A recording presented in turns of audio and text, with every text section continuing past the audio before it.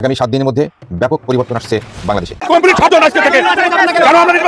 সাবেক প্রধানমন্ত্রী শেখ হাসিনা নাকি বীরের বেশে দেশে ফেরার প্রস্তুতি নিচ্ছেন। জাতীয় সংসদ নির্বাচন এবং গণভোটের ঠিক প্রাকালে শেখ হাসিনার অবস্থান ও প্রত্যাবর্তন নিয়ে গার্ডিয়ানের বিশ্লেষণ বাংলাদেশের নির্বাচনটি হচ্ছে না। আগামী 7 ফেব্রুয়ারি একটি ভার্চুয়াল মিটিং হওয়ার কথা রয়েছে পশ্চিমা নেতাগোষ্ঠী এবং দেশগুলোর প্রতিনিধিদের মধ্যে। ওসমান হাদির মৃত্যুর বিচার চেয়ে নতুন করে যমুনার সামনে জড়ো হয়েছেন ইনকলাব মঞ্চের কর্মীরা। তাদের ব্রিটিশ সংবাদ মাধ্যম দ্য গার্ডিয়ানের বিশেষ প্রতিবেদনে উঠে এসেছে এক বিস্ফোরক চিত্র। বাংলাদেশের ক্ষমতাচ্যুত প্রধানমন্ত্রী শেখ হাসিনার নির্বাচনী পরিচয় তার দল আওয়ামী লীগের প্রতীক নৌকা। কিন্তু মন্ত্রী শেখ হাসিনা এই মুহূর্তে ভারতে অবস্থান করছেন। তিনি 2024 সালের 5ই আগস্ট ঢাকা ছেড়েছিলেন বাংলাদেশের এক সামরিক বিমানে। 12 ফেব্রুয়ারি ইলেকশন হওয়াটা বাংলাদেশের জন্য অতীব জরুরি একটা বিষয় হয়ে দাঁড়িয়েছে। পর থেকে ভারতের রাজধানী নয়াদিল্লির কোন এক গোপন আস্তানায় ভারতের রাষ্ট্রীয় মর্যাদায় তিনি গা ঢাকিত। জান যায় তবু দল ছাড়ে না, এমন প্রবাদও সচল। তাছাড়া বিরোধী দল হিসেবে আওয়ামী লীগের চেয়ে সেরা আর কেউ নেই, একথাও জানে সবাই। জানিয়ে দিব এই মাত্র পাওয়া সর্বশেষ গুরুত্বপূর্ণ আপডেট খবর। দর্শক, এত সময় শুনছিলেন সংবাদ শিরোনাম, এবার থাকছে বিস্তারিত। তার আগে ছোট্ট একটা রিকোয়েস্ট করতে চাই, যারা এই ধরনের নিউজ দেখতে ভালোবাসেন দেরি না করে চ্যানেলটি সাবস্ক্রাইব করে বেল আইকনটা অল করে দিবেন। তাহলে কথা লম্বা না করে চলুন ভিডিওটি শেষ পর্যন্ত দেখতে থাকি। দমকে দমকেই বলেছেন, 2024-এ কয়েক দফা বলেছেন, 2025-এ ফেব্রুয়ারিতে, মেতে, জুনে বেরিয়ে এমন নানা রকম কথা বলেছেন। তারপর তার বাহিনীর অন্য জেনারেলেরাও সংবাদ মাধ্যমের সামনে এসে এসব বলেছে বটে, কিন্তু সেনাবাহিনীর দশা হয়েছে এমন করুণ বাংলাদেশে যে এক প্লাটুন সৈন্য নিয়ে গিয়েও ভুয়া ভুয়া তারা দিলে তারা লেজ গুটিয়ে পালিয়ে যান শুধুমাত্র ধানমন্ডি 32 নাম্বার থেকে। তাই নয়, মনে করে দেখুন গাজীপুরে ওই যে ইসরায়েল বিরোধী আন্দোলন এমন ছড়িয়ে পড়লো যে একটা বাটা, পিৎজা হাট এসব লুটপাটের এক চরম উৎসব শুরু হলো। তখনও কিন্তু ছবি বেরিয়েছিল যে সেনাবাহিনী এক কোণে চুপচাপ লুকিয়ে আছে। এহেন নেতা সেনাপ্রধান ওয়াকারুজ্জামান এবার আশ্বস্ত করে বলেছেন নির্বাচনের সকল প্রস্তুতি নেওয়া হয়ে গেছে এবং নির্বাচন কোনোভাবেই না হওয়ার নাকি কোনো সম্ভাবনা নাই। মানে মনে হচ্ছে যেন নির্বাচন হবে কি হবে না সে সিদ্ধান্ত নেওয়ার মালিক সেনাপ্রধান ওয়াকারুজ্জামান। এবং তিনি বলেছেন যে তারা আশ্বস্ত করতে চান যে যেহেতু লাখো সদস্য তিনি মোতায়েন করে দিয়েছেন সেনাবাহিনীর, সর্বত্র সেনা সদস্যরা আছেন, কাজেই কোনোভাবেই যাতে কেউ ভীত না হয়, সকলে যাতে নিশ্চিন্তে ভোট কেন্দ্রে যায়। কারণ ভোট কেন্দ্র বা ব্যালট বাক্স দখলের কোনো চেষ্টা হলেই নাকি তারা রক্ষা করবেন, তারা উদ্ধার করবেন। ভাবেন তো, মানে কয়েকটা ঘটনা আপনাদেরও যা মনে পড়ছে সেগুলো মনে করে দেখেন যে সেনাপ্রধান ওয়াকারুজ্জামানের এসব কথায় কোনো ভরসা পাওয়া যায় কিনা। কারণ মনে করে দেখেন 2024-এর আগস্টে, 5ই আগস্ট, যখন উন্মত্ত জনতা হবিগঞ্জের বানিয়াচং থানায় গিয়ে পুলিশ পিটিয়ে মারবেই মারবে এই সিদ্ধান্ত নিয়ে মব তৈরি করলো, খবর বেরিয়ে এলো সেনাবাহিনী তখন সেখানে এক হিন্দু পুলিশ অফিসারকে মবের হাতে, উন্মত্ত বিক্ষুব্ধ জনতার হাতে তুলে দিয়ে অন্যদের বাঁচিয়ে নিয়ে এলো। তাহলে ব্যালট বাক্স যখন উদ্ধার করতে হবে, রক্ষা করতে হবে, কোনো কেন্দ্র যদি মব বা উচ্ছৃঙ্খল বিক্ষুব্ধ জনতা বা কোনো একটি রাজনৈতিক পক্ষের জনতা ব্যালট বাক্স দখল করতে চায় বা ভোট কেন্দ্র দখল করতে চায়, তখন কি সেনাবাহিনী দু একজন নির্বাচনের কর্মকর্তাকে তাদের হাতে তুলে দিয়ে শান্ত করে পিটিয়ে মারার জন্য রেখে এসে ব্যালট বাক্স উদ্ধার করে আনবেন? মানে ঠিক কি প্রক্রিয়ায় সেনাবাহিনী উদ্ধার করতে পারবেন বা পেরেছেন যে কারণে সেনাপ্রধান ওয়াকারুজ্জামানের উপর আস্থা রাখতে হবে?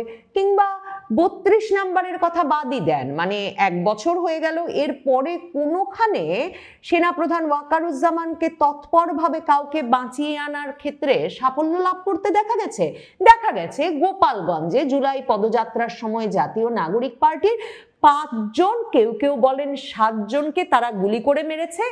আর জাতীয় নাগরিক পার্টির নেতৃবৃন্দ যারা গোপালগঞ্জ মার্চ টু গোপালগঞ্জ, বঙ্গবন্ধু শেখ মুজিবুর রহমানের সমাধি দখলে নেবে, গোপালগঞ্জ দখলে নেবে এসব ঘোষণা দিয়ে গোপালগঞ্জে উপস্থিত হয়েছিল, তাদেরকে সেনাপ্রধান এরপরে সেনাবাহিনীর সাজোয়া জানে লুকিয়ে ওই এলাকা ছাড়তে সহায়তা করেছেন। এটা একটা সাফল্যের স্টোরি। অন্যগুলো ভাবুন তো, কোনোখানে এই যে দীপুচন্দ্র দাস কিছুদিন আগে, যাকে কয়েক ঘন্টা ধরে বিক্ষুব্ধ জনতা পিটালো, পিটিয়ে গাছে ঝোলালো, গাছে ঝুলিয়ে পুড়িয়ে মারলো, সেনাবাহিনী কোথায় ছিল? কিংবা সারা পৃথিবীতে এই দীপুচন্দ্র দাসের ঘটনা ছাড়াও আরেকটি যে ঘটনা বাংলাদেশে শিরোনাম হলো সাম্প্রতিক সময়ে, যে এক মাজার থেকে মাজারের কবর খুঁড়ে ওই মাজারের পীরকে বের করে তার লাশটা আবার পুড়িয়ে দেওয়া হলো রাজপথে এনে। তখনই বা সেনাবাহিনী কোথায় ছিল? ক্রমাগতভাবে এই অভিযোগ, এই খবর এসেছে যে খবর দেওয়ার পরেও 1.5 ঘন্টা 2 ঘন্টার আগে, মানে উন্মত্ত জনতার মাথা ঠান্ডা হওয়ার আগে, সেনাবাহিনী বা সেনাপ্রধান ওয়াকারের বাহিনীকে কোথাও কোনো জায়গায় তাদের টিকিটাও দেখা যায়নি। আর উন্মত্ত বিক্ষুব্ধ জনতাকে ঠান্ডা করে কোনো অপরাধ তারা ঠেকাতে পেরেছে তার কোনো উদাহরণ নাই। কারণ সেনাবাহিনী সদস্যদের গায়ে হাত তোলারও একটা নিয়মিত চর্চা শুরু হয়ে গেছে বাংলাদেশে 2024-এর জুলাই আগস্টের পর থেকে। শুধু যে ভুয়া ভুয়া স্লোগানে তাদের পালিয়ে আসতে হয়েছে তাই নয়, অনেক ক্ষেত্রেই মানে পুলিশ সদস্যদেরকে তো পিটিয়ে, মেরে, ঝুলিয়ে, পুড়িয়ে সবই হয়ে গেছে। কাজেই পুলিশ সদস্যরা এখনো ভীত, তাদের হাতে কোনো অস্ত্র নাই, তাদের হাতে আছে লাঠি। এই অবস্থায় পুলিশ সদস্যরা ভীত, একরকমের অসংগঠিত, বিশৃঙ্খল অবস্থায় আছেন। কি করলে কি হয়ে যায় তা যখন জানেন না, সেনাবাহিনীর ভেতরেও এই ভীতি চরম আকার ধারণ করেছে। কারণ সেনাবাহিনীর সদস্যদের আবার বিচার চলছে সাধারণ আদালতে, আন্তর্জাতিক অপরাধ ট্রাইব্যুনালে। কেউ গুম, কেউ হত্যা, মানে যাকে যেই অভিযোগে পারা যাচ্ছে তারই সেখানে বিচার চলছে। সেনাপ্রধান ওয়াকারুজ্জামান তার বাহিনীর উদ্দেশ্যে দরবারে বসে একথাও দিয়েছিলেন যে তিনি কিছুতেই সেনা সদস্যদেরকে, সেনা কর্মকর্তাদের পুলিশের গাড়িতে করে, প্রিজন ভ্যানে করে তারা আদালতে যাচ্ছেন আর ফিরছেন, এ দৃশ্য তিনি সহ্য করতে পারবেন না। কাজেই সেটা তিনি যে কোনো মূল্যে ঠেকাবেন। সেনাপ্রধান ওয়াকারুজ্জামান সে কাজও পারেন নাই। তিনি একটা মাত্র কাজ মনোযোগের সাথে করছেন, যে কারণে আরো বিশ্বাস করবার কারণ নাই কেউ ভোট কেন্দ্র দখল করতে এলে, ব্যালট বাক্স ছিনতাই করতে এলে তিনি কিছু সক্রিয়ভাবে করতে পারবেন। কারণ তিনি 2024-এর 5ই আগস্ট যেমন জামায়াতে ইসলামীর আমিরকে, তখন দলটি নিষিদ্ধ, একটা বাংলাদেশের মূলধারা দল হিসেবে স্বীকৃতি দিয়ে জামায়াতে ইসলামীর আমির, মামুনুল ইসলাম, হেফাজতে ইসলামের এদেরকে সেনা প্রধানের দফতরে নিয়ে এলেন, অন্তর্বর্তী সরকার গঠনের একটা শক্তিশালী পক্ষে পরিণত করলেন। সেনাপ্রধান ওয়াকারুজ্জামানের সাথে এই জামায়াতের আমিরের অত্যন্ত ঘনিষ্ঠ সম্পর্কটা কিন্তু এখনো বজায় আছে। মানে কে কার কথায় চলছেন সেটা নিয়ে এক একজন এক এক তত্ত্ব দিতে পারেন, কিন্তু স্পষ্টত তাদের সম্পর্কটা ভীষণভাবে সক্রিয় আছে। একদিকে যেমন জামায়াতে ইসলামীর ঘনিষ্ঠ ব্রিগেডিয়ার জেনারেল আজমি সংবাদ মাধ্যমে সাক্ষাৎকার দিয়ে বলেছেন যে সেনাপ্রধান ওয়াকারুজ্জামান তার সব কথাই মেনে চলছেন। কয়েক দফা তার কাছে হাত জোর করে ক্ষমাও চেয়েছেন যে যাতে তিনি সেনাবাহিনীর বিভিন্ন কর্মকর্তাদের বিচার আচার থেকে মুক্ত করেন। ব্রিগেডিয়ার জেনারেল আজমি রাজি হন নাই। কাজেই সেনাপ্রধান ওয়াকারুজ্জামান জানেন যে যে কোনো সময় তাকেও আদালতে 2024-এর জুলাই আগস্টে যাত্রাবাড়ি অপারেশন কিংবা যে কোনো ঘটনার জন্য, বা তিনি ক্ষমতায় থাকতে এই যে ব্রিগেডিয়ার জেনারেল আজমিকে সেনাবাহিনীর সদর দফতরে মানে ক্যান্টনমেন্ট এলাকা গুম করে রাখা হয়েছিল, এমন যে কোনো অভিযোগে তাকেও জেলে ঢুকিয়ে দেওয়া হতে পারে, আদালতের বিচারের সম্মুখীন করা হতে পারে। কাজেই সেনাপ্রধান ওয়াকারুজ্জামান একটা সরু সুতার উপর দিয়ে সবসময় হাঁটছেন। এর মধ্যে জামায়াতে ইসলামীর আমিরের সঙ্গে তার ঘনিষ্ঠতাটা বজায় আছে, তিনি তাকে একরকম দয়া করে চলছেন, যে কারণে জামায়াতের আমিরও কিন্তু আবার এই যে তাদের নির্বাচনী ঐক্যটা ঘোষণা দিলেন জাতীয় নাগরিক পার্টির সঙ্গে, তার পরপরই জামায়াতে আমিরের সঙ্গে এই সেনাপ্রধান ওয়াকারুজ্জামানের সেনা ভবনে একটা গুরুত্বপূর্ণ বৈঠক অনুষ্ঠিত হলো, একেবারে 1 to 1 দুজনের মধ্যে। অন্যদিকে তারেক রহমানের সঙ্গে এখন পর্যন্ত কোনো আনুষ্ঠানিক সাক্ষাতের সুযোগ হয় নাই সেনাপ্রধান ওয়াকারুজ্জামানের। তারেক রহমানের দেশে আসাটাকে ত্বরান্বিত করতে মির্জা ফখরুল ইসলাম আলমগীর দিনের পর দিন সেনাপ্রধান ওয়াকারের সাক্ষাৎ চেয়েছেন, কোনো সাক্ষাৎ পান নাই। কাজে এখন হিসাব মেলান যে যদি ভোট কেন্দ্রের সামনে কোনো সমস্যা হয় তাহলে সেনাপ্রধান ওয়াকারুজ্জামান কোন পক্ষে দাঁড়াবেন তার বাহিনী নিয়ে। এবং হিসাব মিলিয়ে দেখুন যে 2024-এর আগস্টের পর থেকে তার সেনাবাহিনী কোন পক্ষে দাঁড়িয়েছে, মবের পক্ষে না মবের বিপক্ষে, উচ্ছৃঙ্খল জনতার পক্ষে না উচ্ছৃঙ্খল জনতার বিপক্ষে, সাধারণ জনগণের নিরাপত্তা নিশ্চিতে নাকি সাধারণ জনগণের নিরাপত্তাকে একেবারে নস্যাৎ করে দিয়ে বাংলাদেশের আইন শৃঙ্খলা রক্ষা পরিস্থিতিকে মানে ইতিহাসের মধ্যে সবচেয়ে ভলাটাইল, সবচেয়ে একরকমের দুর্গত পরিস্থিতিতে নিয়ে যেতে কোন দিকে কাজ করেছেন সেনাপ্রধান ওয়াকারুজ্জামান? কাজেই ভাববার কোনো কারণ আছে? সেনাপ্রধান ওয়াকারুজ্জামান যখন বলছেন সুষ্ঠু নির্বাচনের স্বার্থে নির্বাচনের সঙ্গে সংশ্লিষ্ট অসামরিক প্রশাসন ও আইন শৃঙ্খলা রক্ষা বাহিনীকে যে কোনো প্রয়োজনে বাংলাদেশ সেনাবাহিনী যে কোনো সহযোগিতা দিতে প্রস্তুত, এখনো তার 1 লাখ সৈন্য সারা বাংলাদেশে কিন্তু মোতায়েন হয়ে গেছে। কিন্তু আজকেও যদি 1 লাখ সৈন্য যে মোতায়েন থাকবে সারা বাংলাদেশে, এবং সেনাপ্রধান ওয়াকারুজ্জামান গলা ফুলিয়ে বলেছেন যে এবার প্রয়োজনে সরকারি প্রশাসন যদি তাদেরকে গাড়ি দিতে না পারে, সেনাবাহিনী নিজে খরচ করে গাড়ি সংগ্রহ করে তারা সারা বাংলাদেশে টহল দেবে যাতে জনগণ নিরাপদ বোধ করে। এবং 1 লাখ সৈন্যের একটিও কম মোতায়েন নাই। এখন নির্বাচনের দিন যতজন মোতায়েন থাকবেন এখনো ততজন মোতায়েন আছে। কিন্তু এখনো যদি সংবাদপত্রের দিকে তাকান তাহলে দেখবেন যে আজকেও বাংলাদেশে শুধুমাত্র যে যমুনার সামনে ব্যাপক আন্দোলন হয়েছে সরকারি কর্মকর্তাদের নামে, হাদির বিচারের দাবিতে আরেক আন্দোলন চলছে যমুনার সামনে লাগাতার অবস্থান, সেগুলোই শুধু নয়, টেকনাফে বিএনপি প্রার্থীর প্রচারণায় গুলিবর্ষণ হয়েছে, কিশোরী শিশুসহ আহত হয়েছে 5। এছাড়া বিভিন্ন জায়গায় ক্রমাগতভাবে গত কিছুদিনে গুলির ঘটনা ঘটেছে, অস্ত্রবাজির ঘটনা ঘটেছে। সপ্তাহখানেক আগে বিএনপি সমর্থকেরা জামায়াতের এক নেতাকে ইট দিয়ে মাথা থেতলে খুন করেছেন একটা নির্বাচনী সমাবেশের ভেতরেই।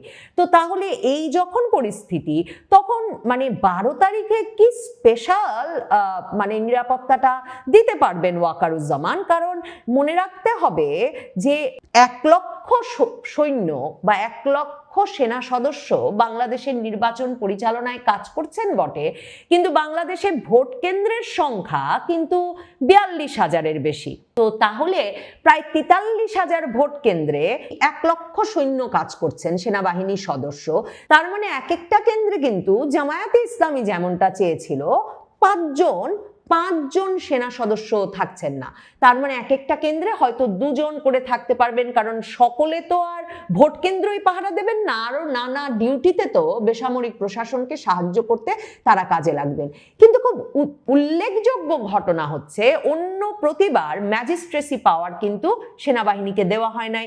স্ট্রাইকিং ফোর্স হিসেবে বেসামরিক প্রশাসন নির্দেশনা দিলে তারা এগিয়ে আসবেন, এই এখতিয়ার দিয়ে সেনাবাহিনীকে ভোট কেন্দ্র থেকে বেশ দূরে রাখা হতো এবং 42,000 থেকে 45,000 সেনা সদস্য মোতায়েন থাকতেন। এবার দ্বিগুণ মোতায়েন করা হয়েছে এবং এই দ্বিগুণ সদস্যরা নাকি ভোট কেন্দ্রের আঙিনা পর্যন্ত থাকতে পারবেন। তার তারা কিন্তু ওয়াকারুজ্জামান কার কথা মেনে চলছেন, ওয়াকার তার বাহিনীকে কার কথা মেনে পরিচালনা করাতে চাচ্ছেন তার উপর নির্ভর করছে। ওই যে তারেক রহমান বলছেন তাহাজ্জুদ পড়ে চলে যাবেন, আরেকজন বলছেন ফজর পড়ে চলে যাবেন। কারা যে শেষ পর্যন্ত কেন্দ্র পাহারা দিয়ে ভোটের ফলাফলটা তাদের পক্ষে নিয়ে আসতে পারবেন, এই পুরোটাই হয়তোবা নির্ভর করবে ওয়াকারুজ্জামান কোন দিকে তার বাহিনীকে পরিচালনা করতে পারছেন বা করতে চাইছেন। গত কয়েক মাসের হিসাব নিকাশ নিলে এটা বুঝতে বাকি থাকে না যে ওয়াকারুজ্জামানরা কার পক্ষে কাজ করছেন।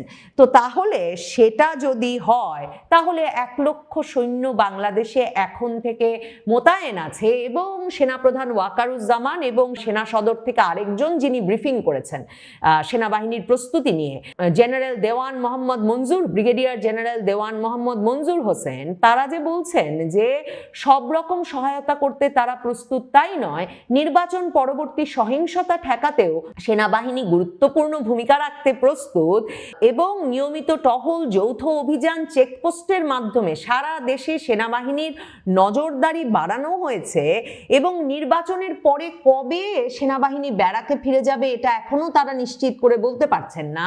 কবে 1 লাখ সৈন্য থেকে সৈন্য কমিয়ে আনা হবে, এতদিন পর্যন্ত 30,000-এর মতো নিয়োগ ছিল, সেই স্বাভাবিক পরিস্থিতিতে আনা যাবে সেটাও তারা বলছেন না।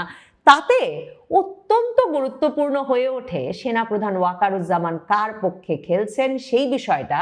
কারণ মনে রাখতে হবে, নির্বাচনটা হয়ে যাওয়া, নির্বাচনের ফলাফল কে মেনে নিলেন কিভাবে সেগুলো, এবং নির্বাচনের ফলাফল কোন দিকে যায় তার ফলে সরকারটা কেমন গঠিত হয়। ইউনূস সরকার ক্ষমতা হস্তান্তর প্রক্রিয়াটা সহজে করেন, নাকি তারা আসলে সংবিধান সংস্কারের নামে আরো কয়েক মাস বা 1 বছরের মতো সময় হাতে নিয়ে নেন। এই সবগুলো বিষয়ে সেনাপ্রধান ওয়াকারুজ্জামানের সঙ্গে কার কি আলাপ হয়েছে, তিনি কার কথা মেনে চলবেন বলে ঠিক করেছেন, মানে গত 17-18 মাসে সেটা পরিষ্কার তিনি কার কথা মেনে চলবেন, সেসব মাথায় রাখলে উদ্বিগ্ন হবার বরং কারণ আছে যে বাংলাদেশে এখন 1 লক্ষ সেনা সদস্য অস্ত্র শস্ত্র নিয়ে মোতায়েন আছে। তারা আপনার আমার ভোট কেন্দ্রে যাওয়ার পথ নিরাপদ করতে কোনো ভূমিকা রাখতে পারবেন ভাবার কোনো কারণ নাই। তারা আপনার আমার ভোট কেন্দ্র, ব্যালট বাক্স নিরাপদ রাখবেন জনগণের পক্ষ নিয়ে, সেটা ভাববারও কোনো কারণ নাই। কাজে কোন পক্ষে শেষ পর্যন্ত নির্বাচনে তারা খেলেন সেটা দেখবার জন্য যেমন অপেক্ষা করতে। প্রিয় দেশবাসী, আপনারা যে যেখান থেকে ভিডিওটি শুরু থেকে শেষটা মাত্র দেখছেন, আপনাদের সকলকে জানাই অসংখ্য ধন্যবাদ। যদি ভিডিওটি ভালো লেগে থাকে অবশ্যই সবার কাছে শেয়ার করে দিবেন, তাহলে সবাই সুস্থ থাকবেন, ভালো থাকবেন। অবশ্যই দেখা হবে পরবর্তী কোনো নিউজে। আসসালামু আলাইকুম।